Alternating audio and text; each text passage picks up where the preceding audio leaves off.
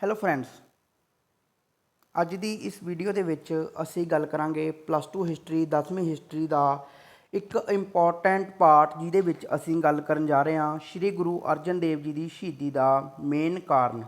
ਦੋਸਤੋ, ਸਾਨੂੰ ਪਤਾ ਹੈਗਾ ਸ਼੍ਰੀ ਗੁਰੂ ਅਰਜਨ ਦੇਵ ਜੀ ਨੂੰ 30 ਮਈ 1606 ਨੂੰ ਲਾਹੌਰ ਵਿਖੇ ਸ਼ਹੀਦ ਕੀਤਾ ਗਿਆ ਸੀ।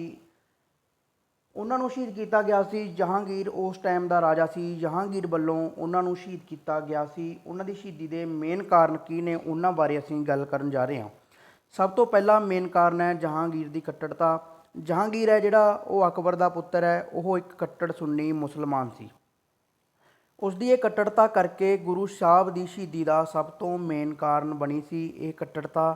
ਦੋਸਤੋ, ਜਿਹੜਾ ਸਾਡਾ ਜਹਾਂਗੀਰ ਹੈ ਉਹ ਕਿਸੇ ਹੋਰ ਧਰਮ ਨੂੰ ਦੀ ਹੋਂਦ ਨੂੰ ਸਹਿਣ ਨਹੀਂ ਕਰ ਸਕਦਾ ਸੀ, ਅਤੇ ਉਸ ਟਾਈਮ ਜਿਹੜੀ ਸਿੱਖਾਂ ਦਾ ਪ੍ਰਭਾਵ ਸੀ ਉਹ ਦਿਨੋਂ ਦਿਨ ਵੱਧਦਾ ਜਾ ਰਿਹਾ ਸੀ।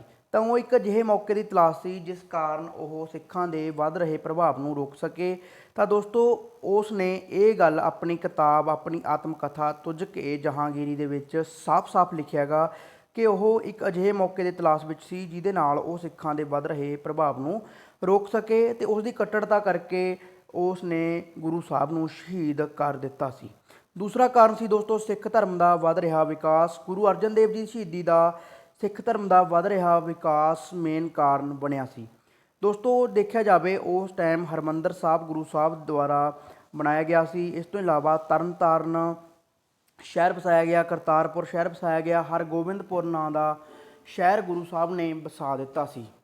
ਤਾਂ ਦੋਸਤੋ, ਇਸ ਤੋਂ ਇਲਾਵਾ ਮਸੰਦ ਪ੍ਰਥਾ ਜਿਹੜੀ ਗੁਰੂ ਸਾਹਿਬ ਨੇ ਉਹਦੇ ਵਿੱਚ ਵਿਕਾਸ ਕੀਤਾ ਸੀ, ਜਿਹਦੇ ਕਰਕੇ ਜਿਹੜਾ ਸਿੱਖ ਧਰਮ ਹੈ ਉਹ ਲੋਕਾਂ ਦੇ ਵਿੱਚ ਹਰਮਨ ਪਿਆਰਾ ਹੁੰਦਾ ਜਾ ਰਿਹਾ ਸੀ। ਇਸ ਤੋਂ ਬਾਅਦ ਗੁਰੂ ਸਾਹਿਬ ਨੇ ਸ਼੍ਰੀ ਗੁਰੂ ਗ੍ਰੰਥ ਸਾਹਿਬ ਦੀ ਰਚਨਾ ਕੀਤੀ, ਯਾਨੀ ਕਿ ਆਦਿ ਗ੍ਰੰਥ ਸਾਹਿਬ ਦੀ ਰਚਨਾ ਕੀਤੀ, ਜਿਹਦੇ ਕਰਕੇ ਸਿੱਖ ਧਰਮ ਦਾ ਪ੍ਰਸਾਰ ਹੋਰ ਜ਼ਿਆਦਾ ਵੱਧ ਗਿਆ। ਤਾਂ ਮੁਗਲਾਂ ਲਈ ਇਹ ਗੱਲ ਸਹਿਣਯੋਗ ਨਹੀਂ ਸੀ ਕਿ ਇੰਨੀ ਪ੍ਰੋਗਰੈਸ ਥੋੜ੍ਹੇ ਸਮੇਂ ਦੇ ਵਿੱਚ ਸਿੱਖ ਧਰਮ ਦੇ ਵਿੱਚ ਆ ਗਈ ਸੀ, ਜਿਹਦੇ ਕਰਕੇ ਉਹ ਕਿਸੇ ਨਾ ਕਿਸੇ ਤਰੀਕੇ ਨਾਲ ਇਸ ਪ੍ਰੋਗਰੈਸ ਨੂੰ ਰੋਕਣਾ ਚਾਹੁੰਦੇ ਸੀ। ਅਗਲਾ ਜਿਹੜਾ ਕਾਰਨ ਮੇਨ ਬਣਿਆਗਾ ਉਹ ਹੈ ਪ੍ਰਿਥੀ ਚੰਦ ਦੀ ਦੁਸ਼ਮਣੀ। ਪ੍ਰਿਥੀ ਚੰਦ ਹੈ ਦੋਸਤੋ ਜਿਹੜਾ, ਉਹ ਗੁਰੂ ਅਰਜਨ ਦੇਵ ਜੀ ਦਾ ਵੱਡਾ ਭਰਾ ਸੀ। ਤਾਂ ਉਹ ਗੁਰਗੱਦੀ ਨੂੰ ਆਪਣਾ ਹੱਕਦਾਰ ਮੰਨਦਾ ਸੀ। ਉਹ ਮੰਨਦਾ ਸੀ ਕਿ ਗੁਰਗੱਦੀ ਦਾ ਹੱਕਦਾਰ ਅਸਲ ਦੇ ਵਿੱਚ ਉਹ ਹੈ। ਤਾਂ ਦੋਸਤੋ, ਉਸਨੇ ਸਹੁੰ ਖਾ ਲਈ ਸੀ ਕਿ ਜਿੰਨਾ ਟਾਈਮ ਉਹ ਗੁਰਗੱਦੀ ਦਾ ਹੱਕਦਾਰ ਨਹੀਂ ਬਣਦਾ, ਉਹ ਚੈਨ ਦੀ ਸਾਂਭ ਨਹੀਂ ਲਵੇਗਾ। ਤਾਂ ਉਸਨੇ ਕੀ ਕੀਤਾ ਦੋਸਤੋ, ਗੁਰੂ ਸਾਹਿਬ ਦੇ ਖਿਲਾਫ ਜਹਾਂਗੀਰ ਦੇ ਕੰਨ ਭਰਨੇ ਸ਼ੁਰੂ ਕਰ ਦਿੱਤੇ, ਅਤੇ ਉਸਨੇ ਕੀ ਕੀਤਾ, ਆਪਣੀਆਂ ਕਈ ਰਚਨਾਵਾਂ ਲਿਖੀਆਂ, ਅਤੇ ਉਹਨਾਂ ਰਚਨਾਵਾਂ ਨੂੰ, ਉਹਨਾਂ ਗਲਤ ਰਚਨਾਵਾਂ ਨੂੰ ਗੁਰੂ ਸਾਹਿਬ ਦੀਆਂ ਰਚਨਾਵਾਂ ਕਹਿ ਕੇ ਸ਼ਹਿਰਾਂ ਦੇ ਵਿੱਚ ਵੰਡਣਾ ਸ਼ੁਰੂ ਕਰ ਦਿੱਤਾ, ਅਤੇ ਉਸਨੇ ਆਪਣੀ ਰਚਨਾਵਾਂ ਨੂੰ ਗੁਰੂ ਸਾਹਿਬ ਦੀ ਬਾਣੀ ਕਹਿ ਕੇ ਪ੍ਰਚਲਿਤ ਕਰਨਾ ਸ਼ੁਰੂ ਕਰ ਦਿੱਤਾ। ਤਾਂ ਦੋਸਤੋ, ਉਸ ਨੇ ਮੁਗਲ ਅਧਿਕਾਰੀਆਂ ਦੇ ਨਾਲ ਮਿਲ ਕੇ ਗੁਰੂ ਸਾਹਿਬ ਦੇ ਖਿਲਾਫ ਸਾਜ਼ਿਸ਼ਾਂ ਰਚਣੀਆਂ ਸ਼ੁਰੂ ਕਰ ਦਿੱਤੀਆਂ। ਇਹਨਾਂ ਕਾਰਨਾਂ ਕਰਕੇ ਮੁਗਲ ਨੇ ਜਿਹੜੇ, ਉਹਨਾਂ ਦੇ ਮਨਾਂ ਦੇ ਵਿੱਚ, ਯਾਨੀ ਕਿ ਜਹਾਂਗੀਰ ਦੇ ਮਨਾਂ ਦੇ ਵਿੱਚ ਗੁਰੂ ਸਾਹਿਬ ਦੇ ਵਿਰੁੱਧ ਜਿਹੜੀ ਘੋਰ ਨਫ਼ਰਤ ਪੈਦਾ ਹੋ ਗਈ, ਜਿਹਦੇ ਕਰਕੇ ਅੱਗੇ ਚੱਲ ਕੇ ਉਸ ਨੇ, ਜਹਾਂਗੀਰ ਨੇ ਗੁਰੂ ਸਾਹਿਬ ਨੂੰ ਸ਼ਹੀਦ ਕਰ ਦਿੱਤਾ। ਮੇਨ ਕਾਰਨ ਵੀ ਬਣਦਾ ਹੈ ਪ੍ਰਿਥੀ ਚੰਦ ਦੀ ਦੁਸ਼ਮਣੀ। ਉਹਨੇ ਕੀ ਕੀਤਾ, ਆਪਣੀਆਂ ਰਚਨਾਵਾਂ ਲਿਖੀਆਂ ਅਤੇ ਕਿਹਾ ਕਿਹਦੀਆਂ, ਗੁਰੂ ਸਾਹਿਬ ਦੀਆਂ। ਉਸਨੇ ਕਿਹਾ ਵੀ ਇਹ ਰਚਨਾਵਾਂ ਗੁਰੂ ਸਾਹਿਬ ਦੀਆਂ ਨੇ, ਪਰ ਅਸਲ ਦੇ ਵਿੱਚ ਉਹ ਰਚਨਾਵਾਂ ਕਿਹਦੀਆਂ ਸੀ, ਪ੍ਰਿਥੀ ਚੰਦ ਦੀਆਂ ਆਪਣੀਆਂ ਸੀ। ਅਗਲਾ ਮੇਨ ਕਾਰਨ ਬਣਦਾ ਦੋਸਤੋ ਚੰਦੂ ਸ਼ਾਹ ਦੀ ਦੁਸ਼ਮਣੀ। ਚੰਦੂ ਸ਼ਾਹ ਜਿਹੜਾ, ਉਹ ਲਾਹੌਰ ਦਾ ਦੀਵਾਨ ਸੀ। ਉਹ ਆਪਣੀ ਲੜਕੀ ਦਾ ਵਿਆਹ ਕਰਨਾ ਚਾਹੁੰਦਾ ਸੀ। ਉਸ ਨੂੰ ਆਪਣੀ ਲੜਕੀ ਦੇ ਲਈ ਯੋਗ ਵਰ ਦੀ ਤਲਾਸ਼ ਸੀ। ਤਾਂ ਜਦੋਂ ਕਿਸੇ ਨੇ ਕਿਹਾ ਕਿ ਤੂੰ ਆਪਣੀ ਲੜਕੀ ਦਾ ਵਿਆਹ ਸ਼੍ਰੀ ਗੁਰੂ ਹਰਗੋਬਿੰਦ ਜੀ ਦੇ ਨਾਲ ਕਰ ਦੇ, ਤਾਂ ਉਸ ਨੇ ਕੀ ਕੀਤਾ, ਗੁਰੂ ਸਾਹਿਬ ਦੇ ਖਿਲਾਫ ਕਈ ਮਾੜੇ ਸ਼ਬਦ ਕਹੇ। ਤਾਂ ਦੋਸਤੋ, ਜਿਹੜੇ ਇਹ ਮਾੜੇ ਸ਼ਬਦ, ਅਪਮਾਨ ਭਰੇ ਸ਼ਬਦ ਜਦੋਂ ਚੰਦੂ ਸ਼ਾਹ ਨੇ ਕਹੇ, ਤਾਂ ਇਹ ਗੱਲ ਦਾ ਗੁਰੂ ਸਾਹਿਬ ਨੂੰ ਅਤੇ ਸਿੱਖਾਂ ਨੂੰ ਪਤਾ ਲੱਗ ਗਿਆ। ਤਾਂ ਦੋਸਤੋ, ਜਦੋਂ ਇਹ ਗੱਲ ਗੁਰੂ ਸਾਹਿਬ ਅਤੇ ਸਿੱਖਾਂ ਨੂੰ ਪਤਾ ਲੱਗੀ, ਤਾਂ ਥੋੜ੍ਹੇ ਸਮੇਂ ਬਾਅਦ ਚੰਦੂ ਸ਼ਾਹ ਦੀ ਪਤਨੀ ਨੇ ਕਿਹਾ ਕਿ ਸਾਨੂੰ ਆਪਣੀ ਬੇਟੀ ਦਾ ਰਿਸ਼ਤਾ ਗੁਰੂ ਸਾਹਿਬ ਦੇ ਪੁੱਤਰ ਗੁਰੂ ਹਰਗੋਬਿੰਦ ਜੀ ਨਾਲ ਕਰ ਦੇਣਾ ਚਾਹੀਦਾ ਹੈਗਾ। ਤਾਂ ਆਪਣੇ ਪਤਨੀ ਦੀ ਦਬਾਅ ਦੇ ਹੇਠ ਆ ਕੇ ਉਸ ਨੇ ਕੀ ਕੀਤਾ, ਗੁਰੂ ਸਾਹਿਬ ਕੋਲ ਆਇਆ ਅਤੇ ਗੁਰੂ ਸਾਹਿਬ ਨੂੰ ਕਿਹਾ ਕਿ ਤੁਸੀਂ ਆਪਣੇ ਬੇਟੇ ਗੁਰੂ ਹਰਗੋਬਿੰਦ ਜੀ ਦਾ ਰਿਸ਼ਤਾ ਉਸ ਦੀ ਧੀ ਨਾਲ ਕਰ ਦਿਓ। ਤਾਂ ਗੁਰੂ ਸਾਹਿਬ ਨੇ ਸਿੱਖਾਂ ਤੋਂ ਜਦੋਂ ਇਹ ਗੱਲ ਪੁੱਛੀ, ਤਾਂ ਸਿੱਖਾਂ ਨੇ ਇਹ ਰਿਸ਼ਤਾ ਕਰਨ ਤੋਂ ਇਨਕਾਰ ਕਰ ਦਿੱਤਾ। ਉਹਨਾਂ ਨੂੰ ਪਤਾ ਸੀ ਕਿ ਚੰਦੂ ਸ਼ਾਹ ਸਹੀ ਬੰਦਾ ਨਹੀਂ ਹੈਗਾ। ਤਾਂ ਗੁਰੂ ਸਾਹਿਬ ਨੇ ਸਿੱਖਾਂ ਦੀ ਗੱਲ ਮੰਨਦੇ ਹੋਏ ਚੰਦੂ ਸ਼ਾਹ ਦਾ ਇਹ ਜਿਹੜਾ ਪ੍ਰਸਤਾਵ ਹੈ ਉਸ ਨੂੰ ਠੁਕਰਾ ਦਿੱਤਾ। ਗੁਰੂ ਸਾਹਿਬ ਨੇ ਇਨਕਾਰ ਕਰ ਦਿੱਤਾ। ਤਾਂ ਦੋਸਤੋ, ਉਸ ਨੇ, ਚੰਦੂ ਸ਼ਾਹ ਨੇ ਇਸ ਗੱਲ ਦੇ ਵਿੱਚ ਆਪਣੀ ਬੇਇੱਜ਼ਤੀ ਮੰਨੀ, ਤਾਂ ਉਸਨੇ ਆਪਣੀ ਬੇਇੱਜ਼ਤੀ ਦਾ ਬਦਲਾ ਲੈਣ ਦੇ ਲਈ ਜਹਾਂਗੀਰ ਦੇ ਕੰਨ ਭਰਨੇ ਸ਼ੁਰੂ ਕਰ ਦਿੱਤੇ। ਗੁਰੂ ਸਾਹਿਬ ਦੇ ਵਿਰੁੱਧ ਉਸਨੇ ਸਖਤ ਕਾਰਵਾਈ ਕਰਾਉਣ ਦਾ ਮਨ ਬਣਾ ਲਿਆ ਤੇ ਉਸਨੇ ਜਹਾਂਗੀਰ ਨੂੰ ਗੁਰੂ ਸਾਹਿਬ ਦੇ ਖਿਲਾਫ ਭੜਕਾਉਣਾ ਸ਼ੁਰੂ ਕਰ ਦਿੱਤਾ। ਅਗਲਾ ਜਿਹੜਾ ਮੇਨ ਕਾਰਨ ਬਣਦਾ ਹੈਗਾ ਗੁਰੂ ਆਦਿ ਗ੍ਰੰਥ ਸਾਹਿਬ ਦਾ ਸੰਕਲਨ। ਆਦਿ ਗ੍ਰੰਥ ਸਾਹਿਬ ਦਾ ਸੰਕਲਨ। ਤਾਂ ਦੋਸਤੋ ਦੇਖਿਆ ਜਾਵੇ ਆਦਿ ਗ੍ਰੰਥ ਸਾਹਿਬ ਜਿਹੜਾ ਸ਼੍ਰੀ ਗੁਰੂ ਅਰਜਨ ਦੇਵ ਜੀ ਦੁਆਰਾ ਸੰਕਲਨ ਕਰਵਾਇਆ ਗਿਆ ਸੀ, ਰਾਮਸਰ ਨਾਂ ਦੇ ਕੰਢੇ ਤੇ ਕਰਵਾਇਆ ਗਿਆ ਸੀ। ਭਾਈ ਗੁਰਦਾਸ ਨੇ ਆਦਿ ਗ੍ਰੰਥ ਸਾਹਿਬ ਨੂੰ ਲਿਖਿਆ ਸੀ। ਗੁਰੂ ਸਾਹਿਬ ਨੇ ਆਪਣੇ ਮੁਖੋਂ ਸਾਰਾ ਆਦਿ ਗ੍ਰੰਥ ਸਾਹਿਬ ਬੋਲਿਆ ਸੀ। ਤਾਂ ਇਸ ਤਰੀਕੇ ਨਾਲ ਰਾਮਸਰ ਨਾਂ ਦੇ ਕੰਢੇ ਤੇ ਆਦਿ ਗ੍ਰੰਥ ਸਾਹਿਬ ਲਿਖਿਆ ਗਿਆ ਸੀ। ਤਾਂ ਦੋਸਤੋ ਸੰਕਲਨ ਕੀਤਾ ਗਿਆ ਸੀ 1604 ਦੇ ਵਿੱਚ। ਤਾਂ ਜਦੋਂ ਗੁਰੂ ਆਦਿ ਗ੍ਰੰਥ ਸਾਹਿਬ ਦਾ ਸੰਕਲਨ ਕੀਤਾ ਗਿਆ ਤਾਂ ਦੋਸਤੋ ਜਹਾਂਗੀਰ ਨੂੰ ਜਾ ਕੇ ਕਈ ਬੰਦਿਆਂ ਨੇ ਕਿਹਾ, ਚੰਦੂ ਸ਼ਾਹ ਵਰਗਿਆਂ ਨੇ, ਪ੍ਰਿਥੀ ਚੰਦ ਵਰਗਿਆਂ ਨੇ ਕਿਹਾ ਜਾ ਕੇ ਕਿ ਆਦਿ ਗ੍ਰੰਥ ਸਾਹਿਬ ਦੇ ਵਿੱਚ ਕੀ ਹੈਗਾ, ਇਸਲਾਮ ਵਿਰੋਧੀ ਗੱਲਾਂ ਦਰਜ ਕੀਤੀਆਂ ਗਈਆਂ ਨੇ। ਤਾਂ ਦੋਸਤੋ ਜਦੋਂ ਜਹਾਂਗੀਰ ਨੂੰ ਇਹ ਗੱਲ ਕਹੀ ਗਈ ਤਾਂ ਜਹਾਂਗੀਰ ਨੂੰ ਲੱਗਿਆ ਕਿ ਇਸਲਾਮ ਵਿਰੋਧੀ ਗੱਲਾਂ ਇਸ ਦੇ ਵਿੱਚ ਲਿਖੀਆਂ ਨੇ। ਤਾਂ ਗੁਰੂ ਸਾਹਿਬ ਨੂੰ ਉਸਨੇ ਕੀ ਕਿਹਾ ਕਿ ਤੁਸੀਂ ਇਹਨਾਂ ਦੇ ਵਿੱਚ ਇਸਲਾਮ ਵਿਰੋਧੀ ਗੱਲਾਂ ਲਿਖੀਆਂ ਨੇ। ਪਰ ਗੁਰੂ ਸਾਹਿਬ ਨੇ ਕਿਹਾ ਕਿ ਅਸੀਂ ਨੇ ਕੋਈ ਇਸਲਾਮ ਵਿਰੋਧੀ ਗੱਲਾਂ ਨਹੀਂ ਲਿਖੀਆਂ। ਤੇ ਜਹਾਂਗੀਰ ਨੇ ਗ੍ਰੰਥ ਸਾਹਿਬ ਦੇ ਵਿੱਚ ਹਜ਼ਰਤ ਮੁਹੰਮਦ ਸਾਹਿਬ ਬਾਰੇ ਕੁਝ ਲਿਖਣ ਲਈ ਕਿਹਾ।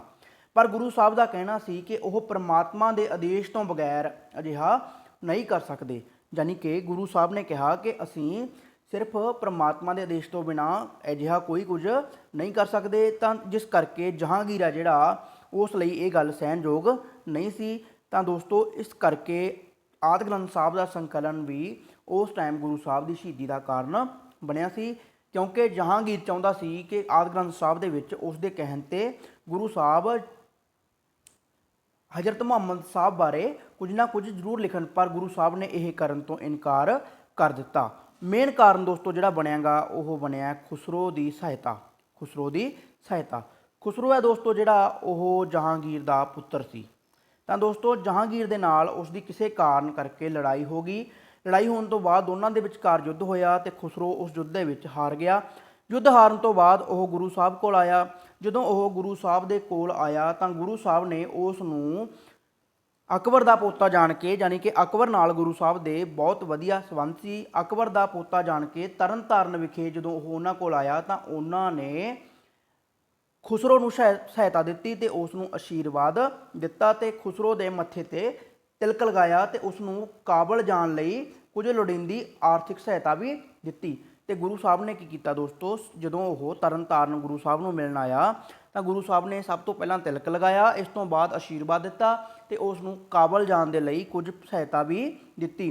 ਤਾਂ ਦੋਸਤੋ ਜਦੋਂ ਇਹ ਗੱਲ ਜਹਾਂਗੀਰ ਨੂੰ ਪਤਾ ਲੱਗੀ ਤਾਂ ਉਸ ਨੇ ਲਾਹੌਰ ਦੇ ਗਵਰਨਰ ਸੀ ਜਿਹੜਾ ਮੁਰਤਜ਼ਾ ਖਾਨ ਨੂੰ ਹੁਕਮ ਦਿੱਤਾ ਕਿ ਉਹ ਗੁਰੂ ਸਾਹਿਬ ਨੂੰ ਗ੍ਰਿਫਤਾਰ ਕਰ ਲਵੇ। ਲਾਹੌਰ ਦਾ ਉਸ ਟਾਈਮ ਦੋਸਤੋ ਜਿਹੜਾ ਗਵਰਨਰ ਸੀ ਉਸ ਦਾ ਨਾਮ ਕੀ ਸੀ, ਮੁਰਤਜ਼ਾ ਖਾਨ। ਮੁਰਤਜ਼ਾ ਖਾਨ ਨੇ ਦੋਸਤੋ ਇਸ ਤੋਂ ਬਾਅਦ 24 ਮਈ 1606 ਨੂੰ ਗੁਰੂ ਸਾਹਿਬ ਨੂੰ ਗ੍ਰਿਫਤਾਰ ਕਰ ਲਿਆ। 24 ਮਈ 1606 ਨੂੰ ਲਾਹੌਰ ਲਿਆਂਦਾ ਗਿਆ। ਲਾਹੌਰ ਲਿਆ ਕੇ ਦੋਸਤੋ ਜਹਾਂਗੀਰ ਨੇ ਕੀਤਾ ਗੁਰੂ ਸਾਹਿਬ ਦੇ ਉੱਤੇ 5 ਲੱਖ ਰੁਪਏ ਦਾ ਜੁਰਮਾਨਾ ਲਾ ਦਿੱਤਾ।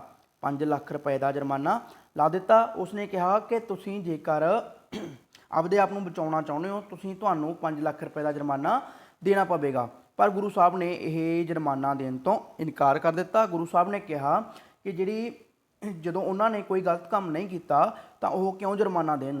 ਤਾਂ ਦੋਸਤੋ ਜਦੋਂ ਗੁਰੂ ਸਾਹਿਬ ਨੇ ਇਹ ਜੁਰਮਾਨਾ ਦੇਣ ਤੋਂ ਇਨਕਾਰ ਕਰ ਦਿੱਤਾ ਤਾਂ ਮੁਗਲ ਜ਼ਾਲਮਾਂ ਨੇ ਗੁਰੂ ਸਾਹਿਬ ਨੂੰ ਤੱਤੀ ਲੋਹ ਉੱਤੇ ਬਿਠਾਇਆ ਅਤੇ ਸਰੀਰ ਉੱਤੇ ਗਰਮ ਰੇਤ ਦੇ ਕੜਛੇ ਪਾਏ। ਤਾਂ ਦੋਸਤੋ ਗੁਰੂ ਸਾਹਿਬ ਨੇ ਇਹਨਾਂ ਤਸੀਹਾਂ ਨੂੰ ਰੱਬ ਦਾ ਭਾਣਾ ਸਮਝ ਕੇ ਕਹਿੰਦੇ ਹੋਏ ਆਪਣੀ ਸ਼ਹਾਦਤ ਦੇ ਦਿੱਤੀ ਤੇ ਗੁਰੂ ਸਾਹਿਬ ਨੇ ਕਿਹਾ ਤੇਰਾ ਕੀਆ ਮਿੱਠਾ ਲਾਗੇ ਹਰ ਨਾਮ ਪਦਾਰਥ ਨਾਨਕ ਮੰਗੈ। ਤਾਂ ਦੋਸਤੋ 30 ਮਈ 1606 ਨੂੰ ਲਾਹੌਰ ਵਿਖੇ ਗੁਰੂ ਸਾਹਿਬ ਨੂੰ ਸ਼ਹੀਦ ਕਰ ਦਿੱਤਾ ਗਿਆ ਸੀ। ਤਾਂ ਦੋਸਤੋ ਸ਼ਹੀਦੀ ਜਿਹੜੀ ਗੁਰੂ ਸਾਹਿਬ ਦੀ ਕੀਤੀ ਸੀ ਉਹ ਜਹਾਂਗੀਰ ਦੀ ਕੱਟੜਤਾ ਕਰਕੇ ਜਹਾਂਗੀਰ ਨੇ ਉਸ ਸਮੇਂ ਕੀਤੀ ਸੀ। ਤਾਂ ਦੋਸਤੋ ਜਿਹੜਾ ਸਭ ਤੋਂ ਮੇਨ ਤਤਕਾਲੀ ਕਾਰਨ ਬਣਦਾ ਸੀ ਉਹ ਬਣਦਾ ਸੀ ਖੁਸਰੋ ਦੀ ਸਹਾਇਤਾ। ਤਾਂ ਇਸ ਤਰੀਕੇ ਨਾਲ ਦੋਸਤੋ 30 ਮਈ 1606 ਨੂੰ ਸ਼੍ਰੀ ਗੁਰੂ ਅਰਜਨ ਦੇਵ ਜੀ ਨੂੰ ਜਹਾਂਗੀਰ ਦੁਆਰਾ ਸ਼ਹੀਦ ਕਰਵਾ ਦਿੱਤਾ ਗਿਆ ਸੀ। ਤਾਂ ਦੋਸਤੋ ਇਹ ਸੀ ਅੱਜ ਦੀ ਵੀਡੀਓ। ਉਮੀਦ ਕਰਦਾ ਹਾਂ ਤੁਹਾਨੂੰ ਸਮਝ ਆਈ ਹੋਵੇਗੀ। ਧੰਨਵਾਦ।